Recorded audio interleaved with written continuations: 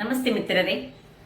ಇವತ್ತು ನಾರ್ತ್ ಕೇಂದ್ರ ಶೈಲಿಯ ಬದನೆಯ ಎಣ್ಣೆಗಾಯಿ. ಮಾರ್ಕೆಟಿಗೆ ಹೋದಾಗ ಸಣ್ಣ ಸಣ್ಣ ಬದನೆಕಾಯಿ ನೋಡಿದಾಗ ನನಗೆ ಇತ್ತೀಚೆಗೆ ನಾವು ಬೆಂಗಳೂರಿಗೆ ಹೋದಾಗ ಈ ಎಣ್ಣೆಗಾಯಿಯನ್ನು ಸವಿಯುವಂತಹ ಒಂದು ಭಾಗ್ಯ ಸಿಕ್ಕಿತು. ಬಹಳ ರುಚಿಕರವಾಗಿ ಬಂದಿತು. ಅಲ್ಲಿ ಸಪ್ಲೈ ಮಾಡಿದ ಸಪ್ಲೈಯರ್ ಹತ್ರ ಕೇಳುವಾಗ ಅದು ನಮಗೆ ಹೇಗೆ ಮಾಡೋದು ಹೇಳಿ ಗೊತ್ತಿಲ್ಲ, ಅದು ಒಳಗೆ ಮಾಡೋದು ಹೇಳಿದರು. ಮತ್ತು ನಾನಿಲ್ಲಿ ಮಂಗಳೂರಿನಲ್ಲಿ ನಮ್ಮ ನಾರ್ತ್ ಕೇಂದ್ರ ತುಂಬ ಮಂದಿ ಇದ್ದಾರಲ್ಲ, ಅವರ ಹತ್ರ ಕೇಳುವಾಗ ಬಹಳ ಈಸಿಯಾದ ರೆಸಿಪಿ ಅಂತ ಹೇಳಿದರು. ಬಹಳ ಟೇಸ್ಟಿಯಾಗಿ ಸಹ ಬರ್ತದೆ ಅಂತ ಸಹ ಅವರೇ ಹೇಳಿದರು. ಹಾಗೆ ಅವರಿಂದ ಕಲಿತು ಮಾಡಿದಂತಹ ಈ ಒಂದು ರುಚಿಕರವಾದ ಎಣ್ಣೆಗಾಯಿ ಈ ಚಪಾತಿ, ರೋಟಿ ಅಥವಾ ಅನ್ನಕ್ಕೆ ಸಹ ಬಹಳ ಚೆನ್ನಾಗಿ ಬರ್ತದೆ. ಹಾಗಾದರೆ ಬನ್ನಿ, ಯಾರೆಲ್ಲ ನನ್ನ ಚಾನಲನ್ನು ನೋಡ್ತಿದ್ದೀರಿ, ಯಾರೆಲ್ಲ ಇನ್ನೂ ಸಬ್ಸ್ಕ್ರೈಬ್ ಮಾಡಿಲ್ಲ ದಯವಿಟ್ಟು ಸಬ್ಸ್ಕ್ರೈಬ್ ಮಾಡಿ, ಸಪೋರ್ಟ್ ಮಾಡಿ ಅಂತ ಹೇಳುತ್ತಾ ಅಡಿಗೆ ಮನೆಗೆ ಹೋಗೋಣ. ನಮಸ್ತೆ ಮಿತ್ರರೇ. ಇಲ್ಲಿ ನೋಡಿ, ಸಣ್ಣ ಈ ಬದನೆ ಉಂಟು. ಈ ಬದನೆಯನ್ನು ಉಪಯೋಗಿಸಿ ನಾವು ಬದನೆಯ ಎಣ್ಣೆಗಾಯಿ ಮಾಡೋಣ. ಇದು ನಾರ್ತ್ ಕೇಂದ್ರದ ಡಿಶ್, ತುಂಬ ಚೆನ್ನಾಗಿ ಆಗ್ತದೆ. ಇದರಲ್ಲಿ ಒಳ್ಳೊಳ್ಳೆದನ್ನು ನೋಡಿಕೊಂಡು ನಾವು ಮಾಡ್ಕೊಳ್ಳೋಣ. ಇಲ್ಲೀಗ ಒಂದು 50 ಗ್ರಾಮ್ಸ್ನಷ್ಟು ಬಿಳಿ ಎಳ್ಳು ತೆಗೆದುಕೊಂಡಿದ್ದೇನೆ. 50 ಗ್ರಾಮ್ಸ್ನಷ್ಟು ಈ ಶೇಂಗಾವನ್ನು ಹುರಿದುಕೊಳ್ತಿದ್ದೇನೆ. ಇದು ಹುರಿದಾಯಿತು ನೋಡಿ. ಇದನ್ನೀಗ ತೆಗೆದುಕೊಂಡು ಒಂದು ಪಾತ್ರೆಗೆ ಹಾಕಿದರೆ ಸಿಪ್ಪೆ ತೆಗಿಬೇಕು, ಸಿಪ್ಪೆ ಬೇಡ ನಮಗೆ. ಇನ್ನು ಈ ಎಳ್ಳನ್ನು ಸಹ ಸ್ವಲ್ಪ ಹುರಿಯೋಣ. ತುಂಬ ಕಲರೆಲ್ಲ ತುಂಬ ಚೇಂಜ್ ಆಗಲಿಕ್ಕಿಲ್ಲ, ಜಸ್ಟ್ ಸ್ವಲ್ಪ ಫ್ರೈ ಆದರೆ ಆಯಿತು. ಓಕೆ ನೋಡಿ, ಇಷ್ಟು ಸ್ವಲ್ಪ ಫ್ರೈ ಆದರೆ ಸಾಕು. ಜಸ್ಟ್ ಇದೊಂದು ಬೆಚ್ಚಗೆ ಆದರೆ ಸಾಕು, ಒಡೆಯುವುದೆಲ್ಲ ತುಂಬ ಬೇಡ. ಜಸ್ಟ್ ಇದನ್ನು ಈಗ ಇದರ ಬಿಸಿಯಲ್ಲೇ ಇದು ಸ್ವಲ್ಪ ಇನ್ನು ಬೆಚ್ಚಗೆ ಇರಲಿ. ಇಲ್ಲೀಗ ಈ ಒಂದು ಬದನೆಕಾಯಿದು ಹೀಗೆ ತೊಟ್ಟು ಸ್ವಲ್ಪ ಕೈಗೆ ಎಟಕುವಷ್ಟು ತೊಟ್ಟು ನಮಗೆ ಬೇಕು. ಸೊ ನೋಡಿ, ಇಷ್ಟು ತೊಟ್ಟನ್ನು ಇಟ್ಕೊಳ್ತೇನೆ. ಮತ್ತು ಹೀಗೆ ಇದು ಹೆಚ್ಚಾಗಿ ನಾವು ಕರಾವಳಿಗರು ಮಾಡೋದಿಲ್ಲ, ಏನೋ ನನಗೆ ಇವತ್ತೊಂದು ಮಾಡುವಂತ ಅನಿಸಿ ಸಣ್ಣ ಸಣ್ಣ ಈ ಬದನೆಕಾಯಿ ನೋಡುವಾಗ ನೋಡಿ, ಹೀಗೆ ಇದನ್ನು 4 ಭಾಗಗಳಾಗಿ ಇದು ಎಳೆತ್ತಿದ್ರೆ ತುಂಬ ಒಳ್ಳೆಯದು. ಹೀಗೆ ನೋಡಿ ಓಪನ್ ಮಾಡಿಕೊಳ್ಳಿ. ಇದರೊಳಗೆ ಮಸಾಲೆ ಹೋಗಬೇಕು. ಬೇರೆ ಬೇರೆ ಶೈಲಿಯಲ್ಲಿ ಮಾಡ್ತಾರಂತೆ. ನನಗೆ ನನ್ನ ನೇಬರ್ ಒಬ್ಬರು ನಾರ್ತ್ ಕೇಂದ್ರದವರು, ಅವರ ಹತ್ರ ಕೇಳಿ ನಾನು ಹೇಗೆ ಮಾಡೋದು ನೋಡಿ. ಹೀಗೆ ಓಪನ್ ಆಗಬೇಕಿದು, ಎಳೆಯದಾದರೆ ಬಹಳ ಒಳ್ಳೆಯದಾಗ್ತದೆ. ಇನ್ನೊಂದನ್ನು ತೋರಿಸ್ಕೊಡ್ತೇನೆ ನೋಡಿ. ಇದರ ತೊಟ್ಟು ಸ್ವಲ್ಪ ಬೇಕು ನಮಗೆ ಕೈಯಲ್ಲಿ ಹಿಡಿಲಿಕ್ಕೆ, ಹೀಗೆ ಇಷ್ಟು ತೊಟ್ಟು. ಮತ್ತು ಫುಲ್ಲು ಭಾಗ ಆಗಬಾರ್ದು ನೋಡಿ. ಇದು ಒಳ್ಳೆ ಎಳತ್ತುಂಟು, ಎಳತ್ತಾದರೆ ತುಂಬ ಒಳ್ಳೆಯದಾಗ್ತದೆ. ಇಡೀ ಅಂತ ಮಾಡಲಿಕ್ಕಿಲ್ಲ, ಇಷ್ಟು ಓಪನ್ ಆಗಬೇಕು. ಎಲ್ಲವನ್ನು ಹಾಗೆ ಮಾಡಿಕೊಡ್ತೇನೆ. ವೀಕ್ಷಕರೇ ನೋಡಿ, ಎಲ್ಲವನ್ನು ಕಟ್ ಮಾಡಿಕೊಂಡು ನಾನು ನೀರಿನಲ್ಲಿ ಹಾಕಿಟ್ಟು, ಇಲ್ಲದಿದ್ದರೆ ಇದು ತುಂಬ ಕಪ್ಪಾಗ್ತದೆ ನೋಡಿ. ಕಟ್ ಮಾಡುವಾಗ ತುಂಬ ಜಾಗ್ರತೆ ಮಾಡಬೇಕು ನೋಡಿ. ಇದರೊಳಗೆ ನೋಡಿ ಇಡೀ ಹುಳ ಉಂಟು, ಅದರಿಂದಾಗಿ ಹೀಗೆ 4 ಭಾಗ ಕಟ್ ಮಾಡ್ಕೊಳ್ಬೇಕು. ಇದನ್ನೀಗ ಡಿಸ್ಕಾರ್ಡ್ ಮಾಡ್ಕೊಳ್ಳೋಣ. ಸೊ ಇಷ್ಟೇ ನನಗೆ ಸಿಕ್ಕಿದ್ದು. ಒಂದು 3ರಲ್ಲಿ ಹುಳ ತಿಂದುಕೊಂಡಿತ್ತು. ಸೊ ಇದು ತಂದು ನಾನು ಸ್ವಲ್ಪ ಒಂದು 2-3 ದಿವಸ ಆಗಿದೆ. ನನಗೆ ಇದನ್ನು ಮಾಡಬೇಕಂತ ಬಹಳ ಮನಸ್ಸಿತ್ತು. ನಾವು ಮುಂದೆ ಬೆಂಗಳೂರಿಗೆ ಹೋದಾಗ ಬಸವೇಶ್ವರ ಖಾನಾವಳಿಯಲ್ಲಿ ಇದು ಬಹಳ ಚೆನ್ನಾಗಿ ರುಚಿಕರವಾಗಿ ನಾವು ತಿಂದು ಬಂದಿದ್ದೇವೆ. ಹಾಗಾಗಿ ನಾನು ನನ್ನ ಮನೆಯ ನೇಬರ್ನ ಹತ್ರ ಹೇಗೆ ಮಾಡೋದು ಅಂತ ಕೇಳಿದ್ದೇನೆ. ಈಗ ಬೇಕಾಗುವ ಸಾಮಗ್ರಿಗಳು ನೋಡಿ. ಇಲ್ಲಿ ಎಳ್ಳು ಮತ್ತು ಕಡಲೆ ಹುರಿದುಕೊಂಡಾಯಿತು. ಈಗ ಸ್ವಲ್ಪ ಡ್ರೈ ತೆಂಗಿನ ತುರಿ, ಕೊಬ್ಬರಿ ಅಂತ ಏನು ಹೇಳ್ತೇವೆ, ಅದನ್ನು ಇಟ್ಕೊಳ್ಬೇಕು. ಒಂದು 25 ಗ್ರಾಮ್ಸ್ನಷ್ಟು. ಒಂದು ನೀರುಳ್ಳಿಯನ್ನು ಚಾಪ್ ಮಾಡಿಟ್ಕೊಂಡಿದ್ದೇನೆ.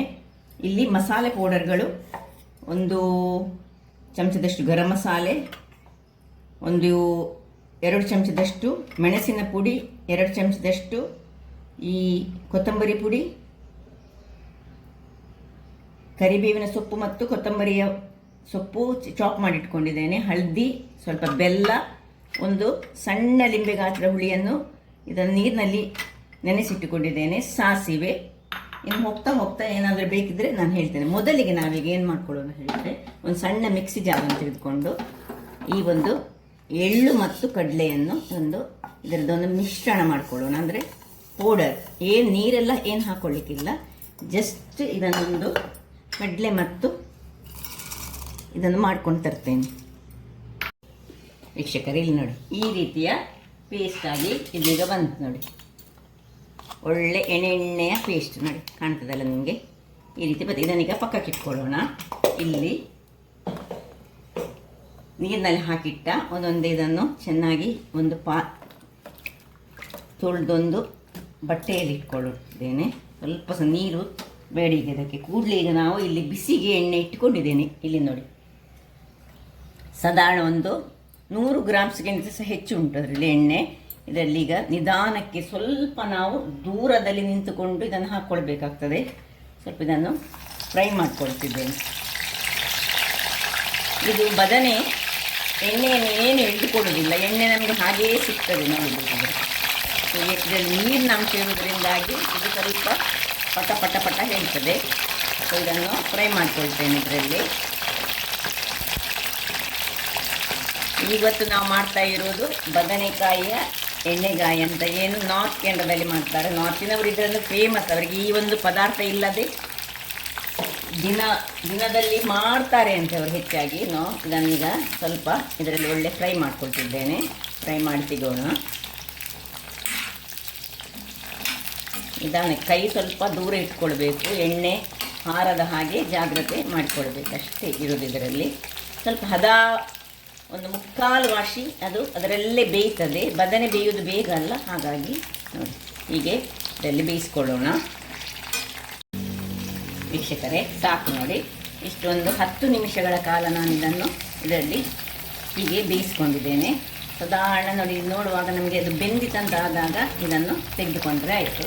ಮತ್ತು ಅದಕ್ಕೆ ಮಸಾಲೆಗೆ ಸಹ ಹಾಕೊಳ್ಳಿಕ್ಕೆ ಉಂಟು ನಾವು. ಸೊ ನಿಧಾನಕ್ಕೆ ಈ ನೋಡಿ ಎಣ್ಣೆ ನೋಡಿ ನಾನು ಎಷ್ಟು ಹಾಕಿದ್ದೇನೆ ಅಷ್ಟೇ ಎಣ್ಣೆ ಇರ್ತದೆ ಇದರಲ್ಲಿ. ಎಣ್ಣೆ ಅಷ್ಟೇನು ಇದು ಎಳೆದುಕೊಳ್ಳುವುದಿಲ್ಲ ಬದನೆ. ಇದನ್ನೊಂದು ಪ್ಲೇಟಿಗೆ ಶಿಫ್ಟ್ ಮಾಡ್ಕೊಂಡಿದ್ದೇನೆ.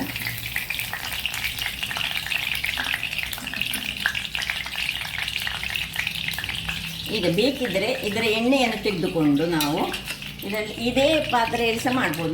ನನ್ನದು ರೆಗ್ಯುಲರ್ ನಾನು ಮಾಡುವಂತಹ ಒಂದು ಪಾತ್ರೆಯಲ್ಲಿ ಇದನ್ನು ಪಕ್ಕಕ್ಕಿಟ್ಟುಕೊಂಡು ಇದನ್ನು ಪಕ್ಕಕ್ಕಿಟ್ಟು ಇಲ್ಲಿ ಇದೇ ಪಾತ್ರೆಯಲ್ಲಿ ಅದೇ ಎಣ್ಣೆಯನ್ನು ಯೂಸ್ ಮಾಡಿ ಆ ಎಣ್ಣೆಯನ್ನು ಇದಕ್ಕೆ ಹಾಕ್ಕೊಳ್ತಿದ್ದೇನೆ. ನೋಡಿ, ಗ್ಯಾಸನ್ನು ಉರಿಸಿ ಇದೇ ಎಣ್ಣೆಯನ್ನು ಇದಕ್ಕೆ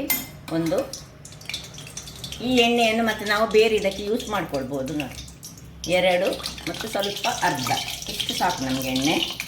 ಎಣ್ಣೆಗಾಯಿ ಹಿಡಿದ ಮೇಲೆ ಅದರಲ್ಲಿ ಎಣ್ಣೆ ಇರಲೇಬೇಕು ನೋಡಿ. ಈಗ ಇದಕ್ಕೆ ಸ್ವಲ್ಪ ಸಾಸಿವೆ, ಸ್ವಲ್ಪ ಜೀರಿಗೆ, ಕರಿಬೇವಿನ ಸೊಪ್ಪು. ಸ್ವಲ್ಪ ಡಿಫರೆಂಟ್ ಆಗಿ ನಾನು ಮಾಡ್ತಾ ಇದ್ದೇನೆ. ನಾನು ತೆಂಗಿನ ಎಣ್ಣೆಯನ್ನು ಯೂಸ್ ಮಾಡಿದ್ದೇನೆ, ಅವರೆಲ್ಲ ಕಡಲೆ ಎಣ್ಣೆಯಲ್ಲಿ ಮಾಡೋದು ನೋಡಿ. ಆಮೇಲೆ ಅರ್ಧದಷ್ಟು ಕೊತ್ತಂಬರಿ ಸೊಪ್ಪು ಇದರಲ್ಲಿ ಚೆನ್ನಾಗಿ ಹುರಿದುಕೊಳ್ಬೇಕು ನಾವು. ಅದರ ಪರಿಮಳದ ಘಮವೇ ಒಂದು ಬೇರೆ ಬರ್ತದೆ ಇಷ್ಟು ಮಾಡುವಾಗ. ಇನ್ನು 1 ಚಮಚದಷ್ಟು ಜಿಂಜರ್ ಗಾರ್ಲಿಕ್ ಪೇಸ್ಟ್ ಇಷ್ಟನ್ನು ಸಹ ಹಾಕೊಳ್ಳೋಣ. ಇದರಲ್ಲಿ ಒಳ್ಳೆ ಇದು ಫ್ರೈ ಆಗಬೇಕು. ಈ ಜಿಂಜರ್ ಗಾರ್ಲಿಕ್ ಪೇಸ್ಟ್ ಇದರಲ್ಲಿ ಫ್ರೈ ಹಾಕ್ಕೊಳ್ಬೇಕು. ಮೀಡಿಯಮಲ್ಲಿ ಉರಿಸಿಕೊಳ್ಳಿ. ಇನ್ನು ನೀರುಳ್ಳಿಯನ್ನು ಹಾಕ್ಕೊಳ್ತಿದ್ದೇನೆ. ನೀರುಳ್ಳಿ ಒಳ್ಳೆ ಇದರಲ್ಲಿ ಫ್ರೈ ಅಲ್ಲ, ಮೆದುವು ಆಗಬೇಕು. ಮೆದುವಾಗುವವರೆಗೆ ಫ್ರೈ ಮಾಡ್ಕೊಳ್ಳೋಣ. ಇಷ್ಟಾಗುವಾಗ ವೀಕ್ಷಕರೇ ನಾನು ಇದಕ್ಕೆ ಈ ಒಣ ಕೊಬ್ಬರಿ ಒಂದು 25 ಗ್ರಾಮ್ಸ್ನಷ್ಟು ಹಾಕ್ಕೊಳ್ತಿದ್ದೇನೆ. ಇದರಲ್ಲಿ ಸ್ವಲ್ಪ ಅದು ಫ್ರೈ ಆಗುವಾಗ 1 ಚಮಚದಷ್ಟು ಗರಂ ಮಸಾಲೆ ಅಥವಾ ಚಿಕನ್ ಮಸಾಲೆ ಆಗ್ತದೆ, 2 ಚಮಚದಷ್ಟು ಕೊತ್ತಂಬರಿ ಪುಡಿ ಮತ್ತು 2 ಚಮಚದಷ್ಟು ಮೆಣಸಿನ ಪುಡಿ. ಮೆಣಸಿನ ಪುಡಿ ನಿಮ್ಮ ಖಾರಕ್ಕೆ ತಕ್ಕ, ಕೆಲವರು ತುಂಬ ಖಾರ ಮಾಡ್ತಾರೆ, ಖಾರ ಬೇಕಿದ್ರೆ ಖಾರ ಮಾಡಿಕೊಳ್ಳಿ. ಇನ್ನು ಹಳದಿಯ ಪುಡಿ, ಅರಶಿನದ ಪುಡಿ 1 ಚಮಚ ಹಾಕ್ಕೊಂಡು ಇದನ್ನು ಒಳ್ಳೆ ಇದರಲ್ಲಿ ಸ್ವಲ್ಪ ಇದು ಫ್ರೈ ಆಗಬೇಕು. ಇದರದ್ದು ಹಸಿ ವಾಸನೆ ಹೋಗುವವರೆಗೆ ಎಲ್ಲದರದ್ದು ಮಸಾಲೆದ್ದು ನಾವು ಹುರಿದುಕೊಳ್ಳೋಣ.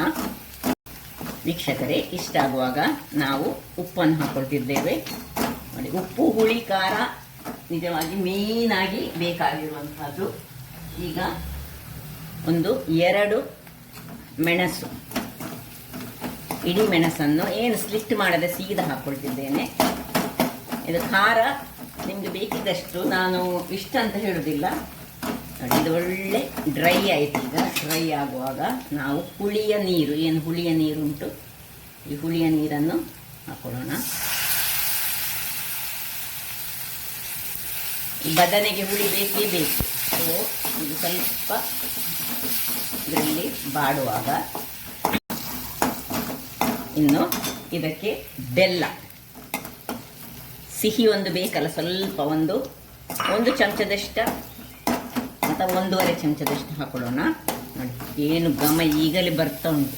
ನಿಜವಾಗಿ ಇದು ಇಷ್ಟು ಟೇಸ್ಟಿಯಾಗಿರ್ತದೆ ಅಂತ ನನಗೆ ಗೊತ್ತಿರಲಿಲ್ಲ.